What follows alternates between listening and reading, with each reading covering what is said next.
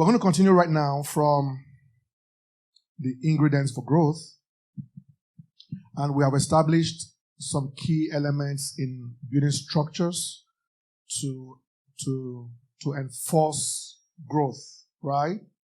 Our goal in this next class is to look at certain ingredients that will bring about enhanced growth.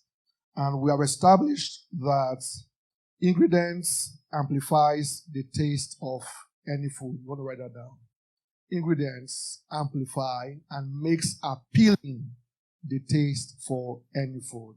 So however healthy your meal is, applying the right ingredients can both amplify the taste of the food and make more appealing the food which you are cooking. What's going on? So it's essential to apply ingredients. Write this down. Any food in isolation is devalued. Any food in isolation is devalued. So you have the tendency to devalue yam when you keep eating yam alone. You have the tendency to devalue rice when you keep eating rice alone. You have the tendency to devalue any food, however remarkable they are, in the absence of the appropriate ingredients. True or true? So the idea behind these ingredients is to help us amplify the value of this food we want to eat and also make it a bit more appealing. So you see exactly what makes it tick. And for everything that you do, you need amplifiers and multipliers. Write it down. Everything that you do, you need amplifiers and multipliers. And I'll give you a few examples. Number one, when you have gifts, one of the things you can use to amplify your gifts is skill, right? However gifted you are, a gift that is void of skill, its journey is very short. Any gift that you have, however blessed you are with a number of gifts, if you lack the commensurate skill to amplify and multiply the effect of your gifts, are you seeing now? The journey of that gift will be very, very short. It doesn't mean that the gift will lose its potency, but it means that you are not stretching the gift enough. You are not amplifying the gift enough. You are not multiplying the gift enough. Number two is labor. And like Uche put in his post, if you have labor that is not accompanied by favor, you will struggle for a very long time. And if we had a chance to talk about the circle of growth, you would have seen the merits of struggling. But struggling has a clock. It is okay to struggle, but there is a clock to it. If all you do is struggle, there's a problem with your process. But struggling is not bad for the process. So you need to find how to amplify your labor by favor. You need to find how to amplify your gifts by skill. And you need to find how to amplify even your skill by goodwill. Hey. So you can amplify your gifts by your skill. You can amplify your skill by goodwill.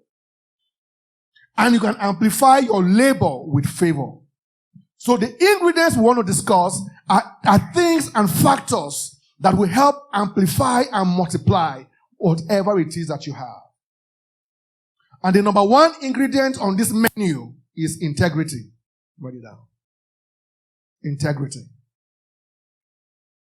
And many times when we hear integrity, we define integrity as your ability to tell other people the truth.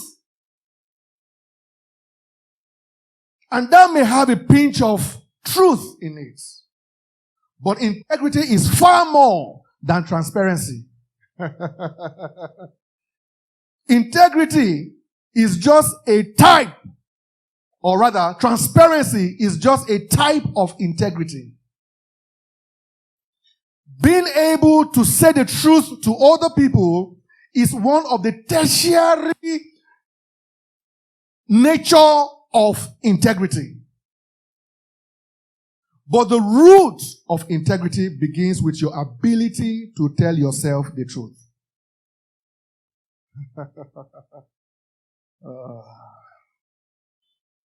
There's nothing as depleting as a man that is lying to himself.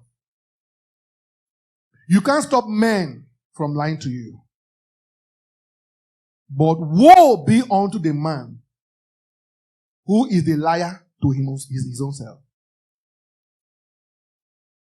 Integrity begins with your ability to tell yourself the truth seasonally.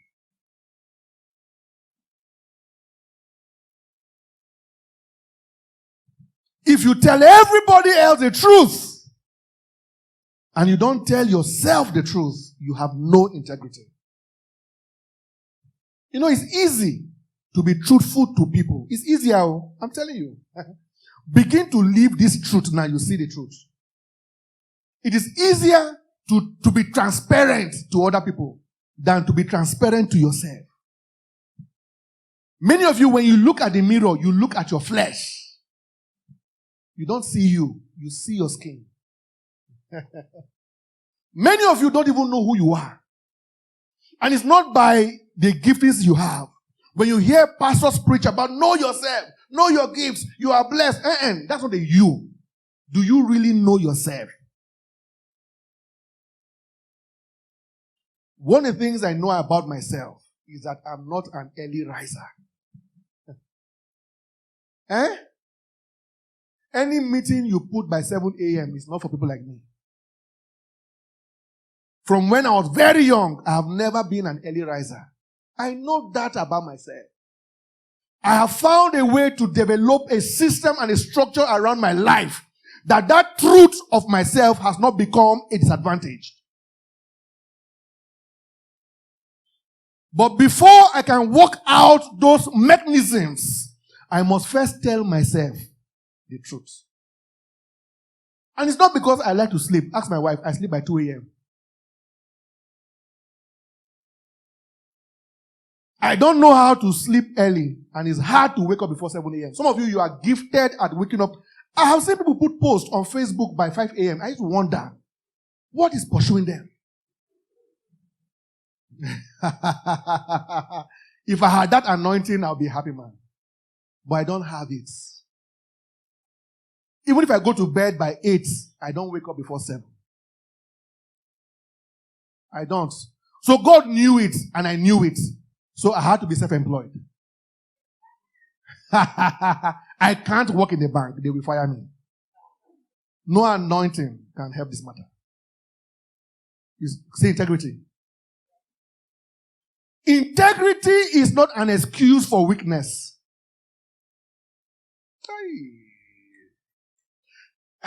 Let me explain to you. See, time is already going on now. Some of you will say to yourself, Apeh, look, you don't understand. I have an anger problem. The reason why I slapped the girl is not because what she did was bad. You see, from when I was 8 years old, even my mother knows me. Apeh, you have my mother's number. Call her. She'll tell you. It's from my childhood. You say we should be true to ourselves. I mean, I know myself. I have temper problem. That's not the truth. The truth is that you have a temper problem and you are a very miserable man. That's the truth. You've told yourself half the truth. Half the truth is that you have a temper problem. The other half is that problem will make your life miserable. You tell yourself you have an anger problem, but you don't tell yourself how miserable your life is becoming. Everybody hates you because of your anger, and you will not see it. And all you see is that, no, it's not my, it's just a temperamental, melancholy, Satan calling, uncle calling, auntie calling. You know all the callings, but you will not tell yourself the truth. You cannot pick your temperaments, but you can control any temperaments.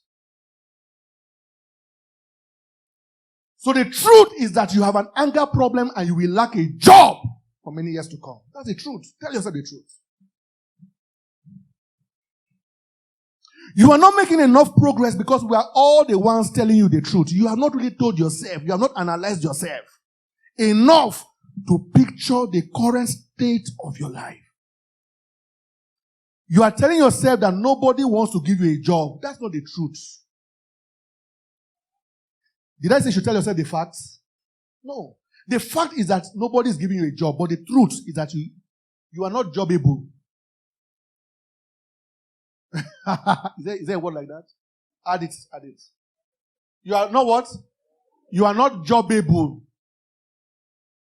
That's the truth. You are telling yourself that there is a demon after you from the village. That reality of your life, is a reality for all of us. Especially Africans. We all have allocated demons from the village. Everybody here has a quota of demons after your life. It's not news. Don't make it.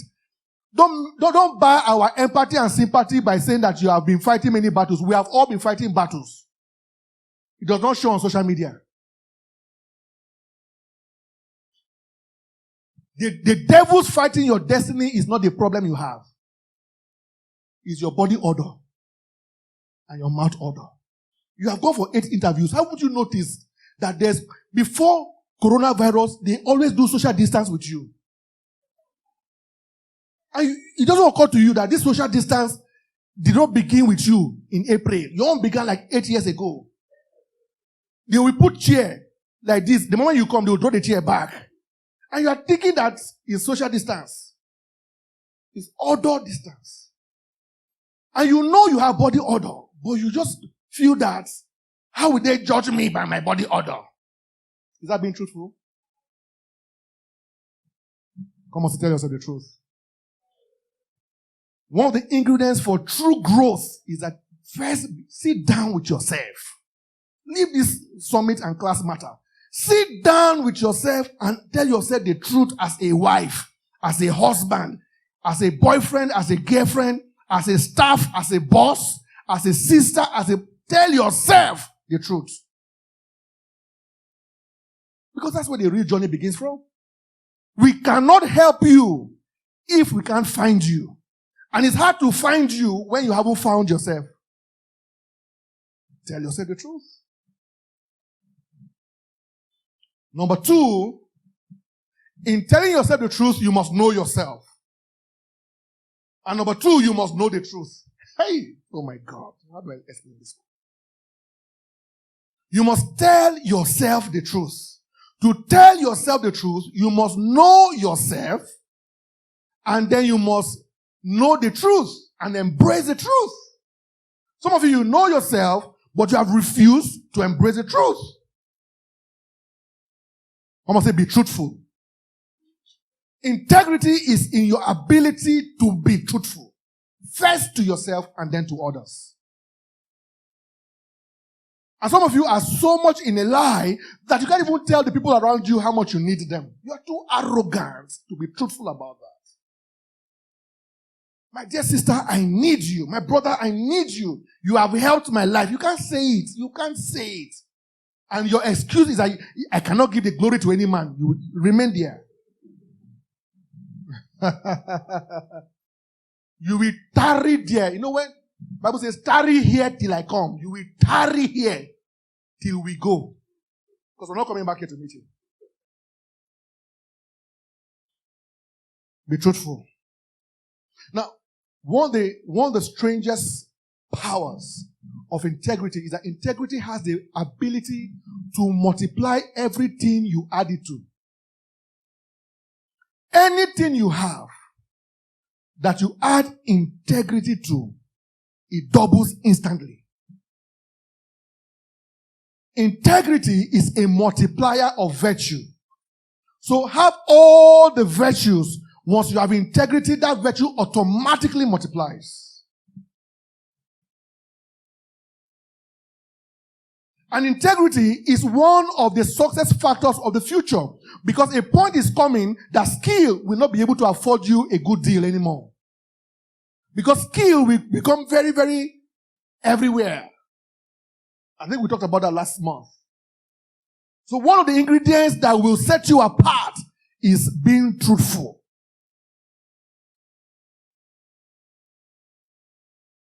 There are things I know we cannot do. I don't go near it. The ones I know we can do, I stay with it. I don't promise what I can't deliver, no matter what you're offering me. I won't promise it.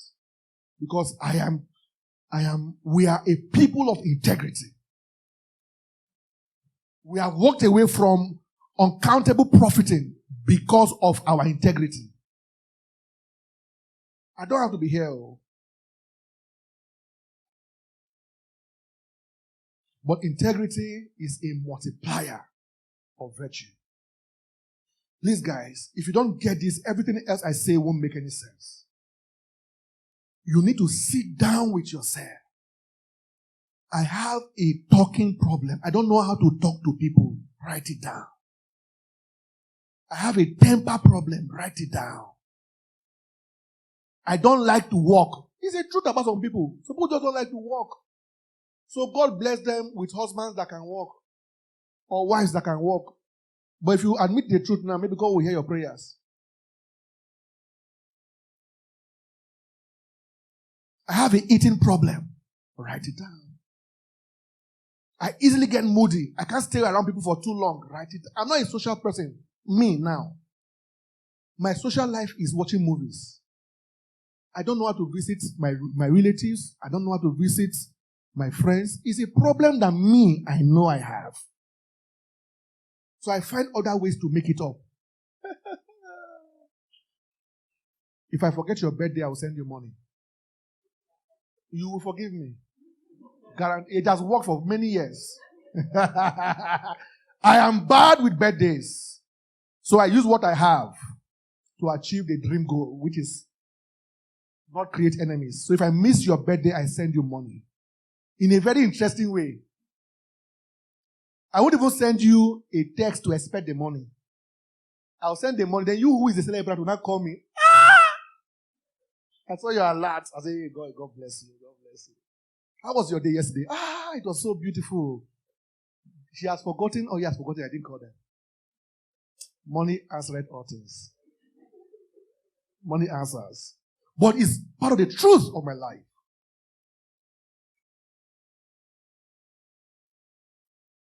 When we got married, my wife would say, I'm not very good at saying, babe, you look beautiful. I say, I don't have it. If I have it, I will give it. But if you give me time, I will learn it. Babe, am I learning it? I couldn't have invested in learning it if I wasn't truthful about it. Yeah, I'm giving you other things. Must I give you compliments?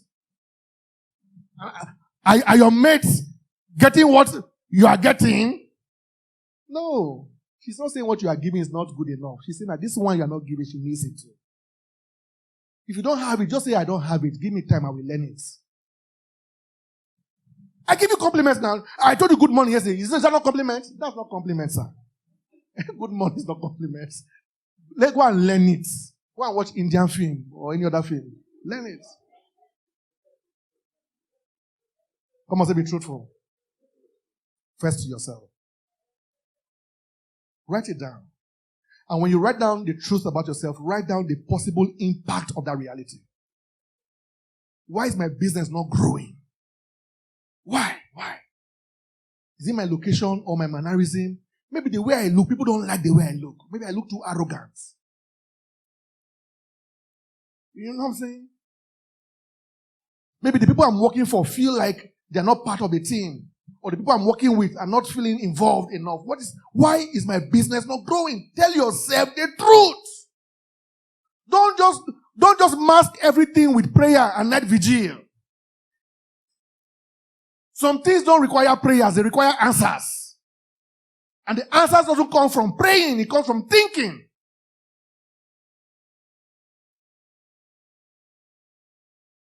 Number 2 ingredients is integration.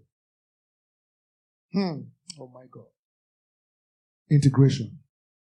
Number 1, write this down. Nothing grows in isolation. nothing grows in isolation. And may I be bold to say that nothing remains barren in isolation. What I'm saying is that if it is working, something is responsible for the way it is working. True or true? If it's not working, nothing does not work in isolation. And nothing works in isolation. Every success may be absolute, but every success is absolutely relative. It is okay to establish absolute success, but every absolute success is absolutely relative. You cannot succeed in isolation. That's what I'm saying. However big you are, however skilled you are, however rich you are, you can never succeed or grow in isolation. Every growth will either need the sun, the rain, or the soil. True or true?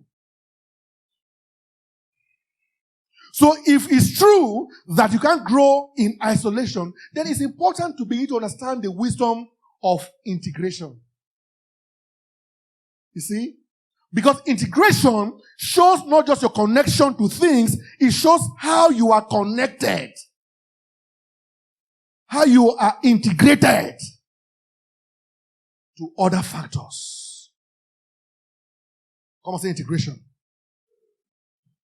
You are not just going to learn here how to integrate with things, you must learn how to integrate with people. Many of you are gifted, but you have no skill of integration with people.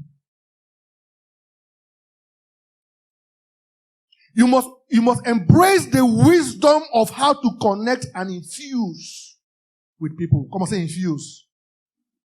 Infusion is penetrating into people. Come on, say penetrate.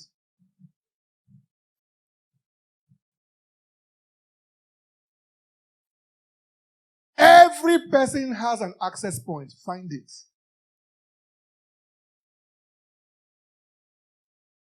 I don't know where this thinking came from. Have you heard it before? Goodness.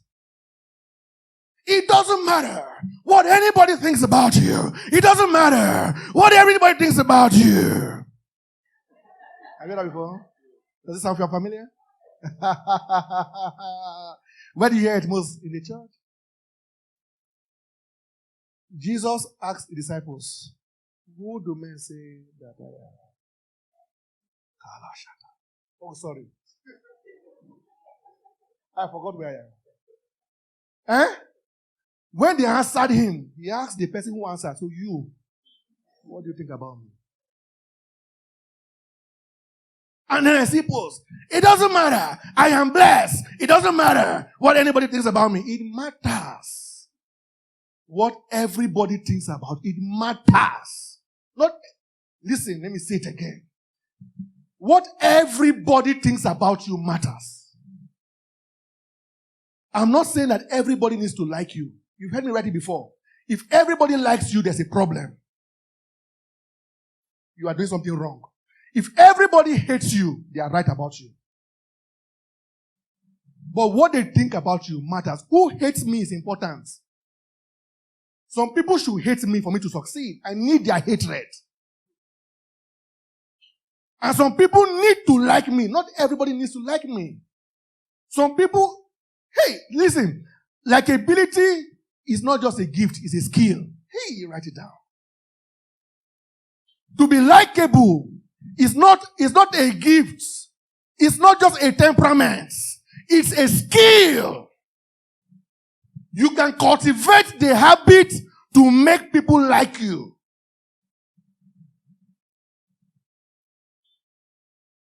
Say it's infusion. Say infusion.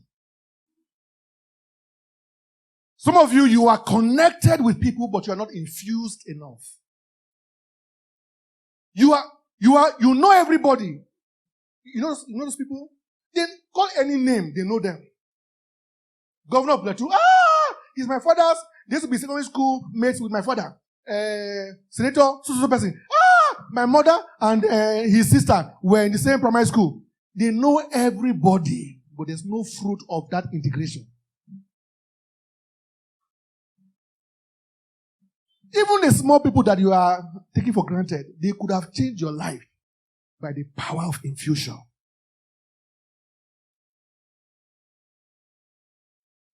Josh, you remembered we had a talk in the house, and I said you must learn to integrate. You must learn to abase. You must learn to abound. Integration is not just something you do with people in the high place, even those in a low place. You need their shoulders. The ones who are higher, you need them to pull you up with their hands. The ones that are under, you need their shoulders to climb up. So you must understand the wisdom of the cross. Every cross has two poles. Every pole has two ends. True or true? The vertical pole has a top end, the bottom end. You must learn to service everybody on top. Service everybody beneath. The horizontal pole has two ends. One to your left, one to your right. You must learn to service those who are good. You must also learn to service those who are bad. Because your future needs some bad people.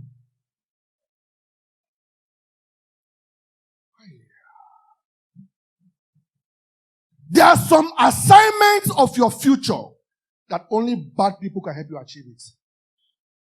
The good people are too clean to commit to that part. Come and say, I need some bad friends. Hey. Babe, are they getting this thing? Is it making? You're not sure? Receive it now. Listen, guys. Every cross has two poles. Every pole has two ends. Every end to that pole will make your life work.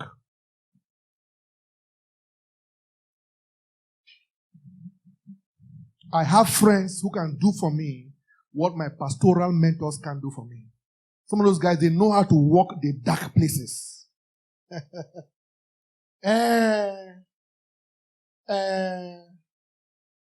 Yes, I've said it. I have good friends, and I have bad friends that are good to me. You call them bad boys, but I have infused into them. I will not do what they are doing, but they will do for me what you can't do for me. Did you get that? He said, that girl is a rubbish girl, always sleeping with men. I can never let her around my circle. I will never answer her call. But did you notice that when you lost your mother, it was only her that came? They gave you a list of 200,000. All your born-again friends didn't give you 1 naira. It was that same girl that gave you 250.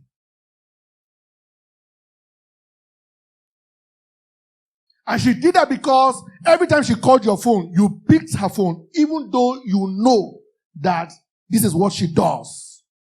But you did not run her down by her inabilities to live right. And the day that the rain started falling, she came to you with the umbrella.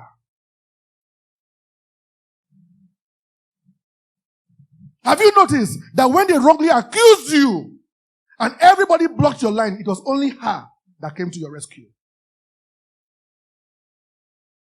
By the power of infusion.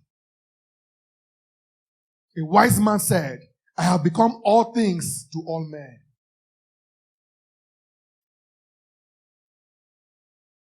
I want to say integration. Many of you are too big to abase yourself. And that's why abase things are bringing you down. There is a wisdom that comes from the floor. You need to deal with men low enough to show you the way.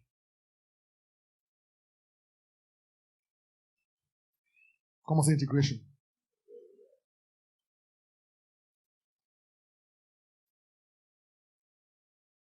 People need to like you. You see this is my face? Have you seen the face? See it very well. I don't have a likable face. I was in one airport in one country, and my wife's friend was in that same airport. I think it was in London, Heathrow or somewhere. And she sent, my wife was I think in the US, she sent a message to my wife that she's seeing me now at the Heathrow Airport in London, but that my face is too strong. She's afraid to come and greet me. My wife had to preach to her. No, don't be deceived by his looks. He's a very nice guy. Just go and greet him. And when she came, I didn't disappoint my wife. The moment she came, hi, I didn't know who she was. But some people say, airport witch, hey! Hi, hello, hi. Yeah, okay, I'm not sure I remember the face. Yes, I did your wife's makeup. Yeah, I think she was a makeup artist. Yeah, when we got married. I was, I see, if I didn't remember, I said, oh yeah. I don't remember. But it's called infusion. Because one day, I will see her in that office. I also go and meet her. My wife's friend. That deposit of infusion will now pay off that day. Come on, say integrate. It's deliberate. I'm trying to really stretch it. I have to 10 more minutes. People need to like you. Put effort for people to like you. Don't enter the room and everybody is now feeling cold. Fever will just start instantly. If you are in a room and they're always asking for Panadol, check your life. Everybody, they'll be laughing. The moment you just come, just say, hey, I bet, Tony, you get Panadol for there. Your energy is too tense. Calm down. Integrate. Service the cross. Service the cross. Number 3 ingredients.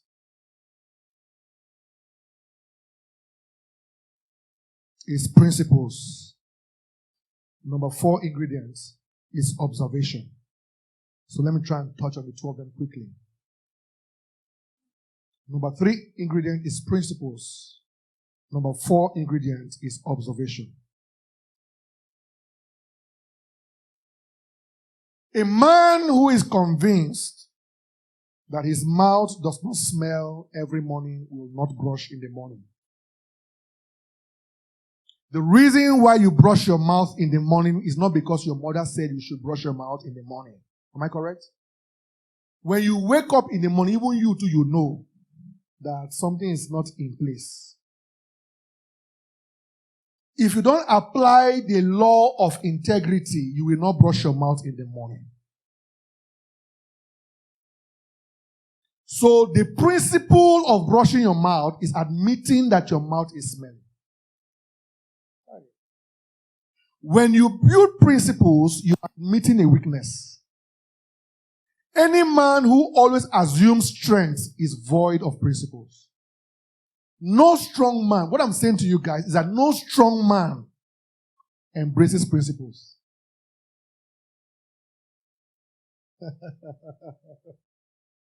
When I was a bachelor, I didn't allow women into my room anyhow. You know why?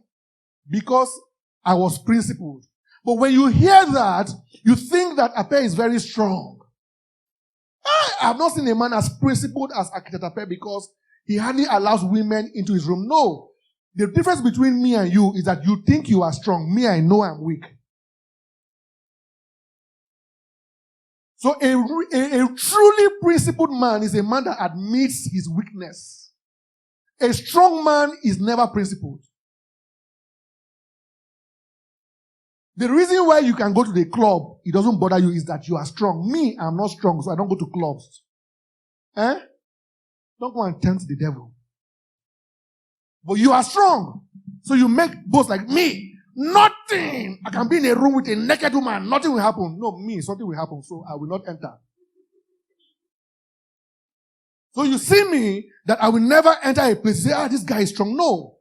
No, strong men are not principled. Weak men are principled. And in their principle, they find their strength.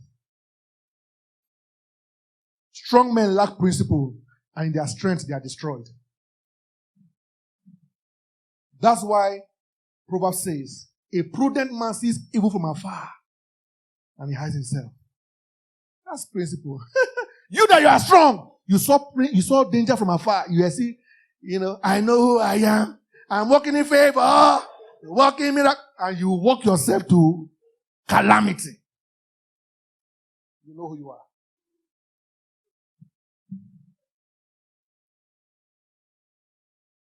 So we began from integrity, because integrity is one of the engineers that will help you fine-tune the skill of a principled man.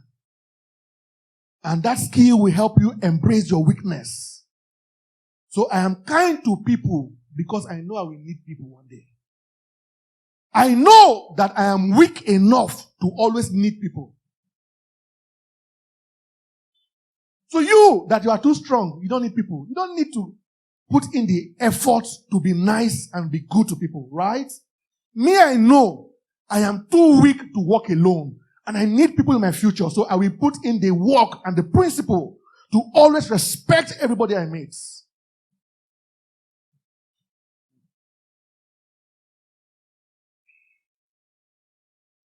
Principles is that element that stiffens every structure. Every structure requires what they call a stiffener. So if you are driving a sport car, if you buy a Camry that is not a sport car, it doesn't have what they call stiffeners. If you buy a sport car, somewhere they connect what they call the chassis with a stiffener. So it enforces the structure. So no matter the heat and the weakness and the speed, it keeps it together. You need principle. If you want to move fast and move in rough terrain, you need a stiffener. That stiffener is in your daily principles. If you pray to impress your pastors, you won't go far. I don't pray. See, prayer is not, I don't pray to ask God for things. I pray because it's part of the engineering that keeps me working. This is TENClass, so I can speak to you about my personal principles. My children know my prayer life. Are you there at all? I pray because I'm a weak man. You are strong, you don't need prayer. Me, I am weak, I pray. He said, "Do you know who I am? I'm a powerful warrior. I'm a powerful warrior." Yeah. You are a warrior. Me, I'm not a warrior. So I engage some principles. I was on the phone with a friend this morning, and I said, "Okay, I want to send something, something. He said, this period is a very hard time. You don't have to sow. You don't have to give." I said, "No." I said, "I don't give from my abundance." A true giver does not give from his abundance. A true giver gives from abundance and from lack. You don't give from what you have. You give for where you are going. A true giver does not give from what he has. A true giver gives for where he's going. And he knows that he's too weak to be sustained by what awaits in the future. So he sets in extra goodwill from today to help him be equipped in tomorrow. You are too strong to be principled. Principle prevails in obscurity. Write it down. What you do when nobody's watching is where the real principle lies. Last month I taught you about eye service. What you do when people are watching. But I'm saying to you that if you want to go far, you can't go far by just eye service. What you do when no man is watching is what really counts.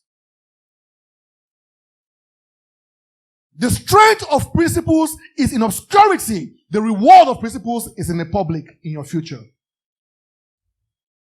But principles prevail always, like structure, in obscurity.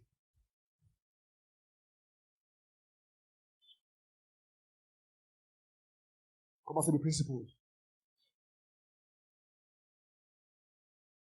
What are you willing to give when nobody is watching? What are you doing when nobody can praise you?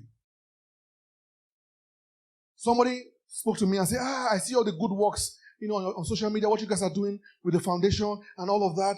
I said, we don't publish 30% of what we do. You don't see it. You can't see it. What you see online is the overflow. I'm too small to publish all that we do. I'm too small. I will always be too small to publish all that we do. There are things that we do, if we share it out, I'll be in trouble. I can't tell anybody. Some things my wife doesn't even know. It's principle. There are people. Tosin is here. Was it Tosin? Yeah, I think Tosin. Nobody had the same issue. That your parents asked for my phone number for a long time. Did I give you? I don't need them to call me. What needs to be done needs to be done. I don't do it for thank you. Thank you for what? Thank you for what? It's called principle. It's called principle.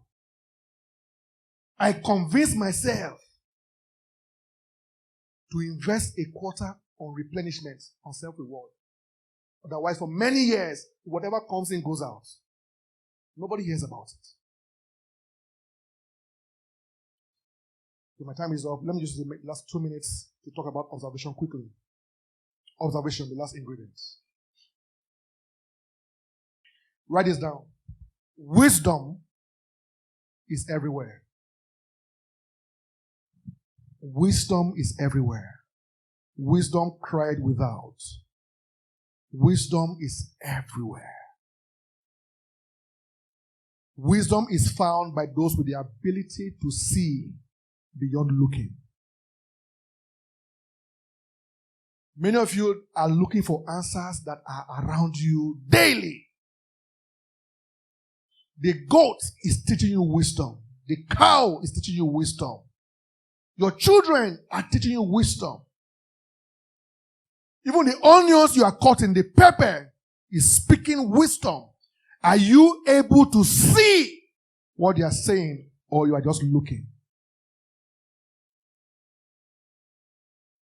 Observation is one of the strongest tools to learning. The reason why many of you lose out on wisdom is because you are looking for wisdom in good places. A man of observation knows how to learn from the good, the bad, and the ugly. There is a wisdom in the life of an evil man. Can you find it?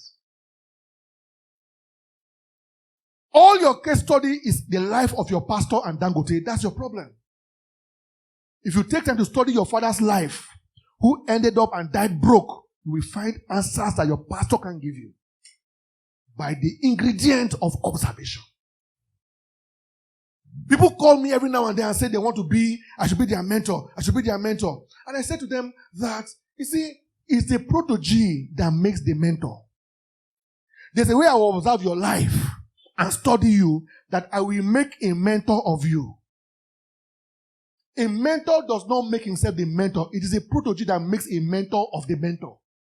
Doesn't make any sense. It is what I suck out of you that makes you my mentor. It's not the title that makes you my mentor. It's not even what you are saying to me that makes you my mentor. It's my ability to soak out of you. And I can do that even when you're in America. I can do that without having your phone number. You are my mentor without you even knowing that you are mentoring me. Because it is a protege that has the power to make mentors, not mentors making themselves mentors. So when you go and just say, I'm a mentor, I'm a coach. No, it is. So when people say mentor me, I don't know how to mentor people because nobody mentors me directly. I am mentored of people by how I receive from them. One of the keys is observation. I learn from everything. Everything. I was watching a video yesterday of a message. And I saw the shirt that the preacher was wearing. I saw that it was squeezed. I said, I see. This is why it's always good to iron before you go on stage. Because it may look straight with normal eye, but on camera, it looks squeezed. Wisdom crieth without. So this morning, as I was rushing, I put they have already ironed it. You know this line. Are you using any line? No, I ironed it. It's not by the Spirit. I ironed this thing. It was already properly ironed. But I said that this line may show on camera. Come on, say observe. Many of you, you listen more than you observe. That's why your wisdom level is always low. Because it is hard to hear. You know why? Because there's so much noise. Some things are not meant to be heard. They are meant to be seen. And you see them by the skill of observation. Thank you very much.